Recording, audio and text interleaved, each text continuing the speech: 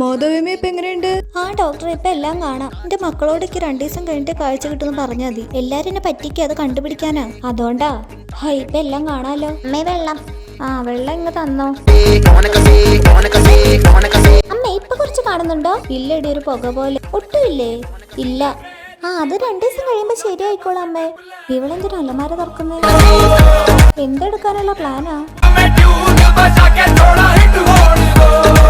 അമ്മയെന്നാ ഞാൻ പോയിട്ട് പിന്നെ നാളെ വരാം. അമ്മേ ഇപ്പൊ എങ്ങനെയുണ്ട്? ഒരു പുക പോലെ എടാ, ഒന്നും കാണാൻ വയ്യ. അത് 2 ദിവസം കഴിയുമ്പോ ശരിയാവും. ഇവനും അലമാര തുറക്കുവാണല്ലോ. എന്നാ പിന്നെ അമ്മ ഞാൻ പോയിട്ട് വരാം. മിന്നുമോളെ.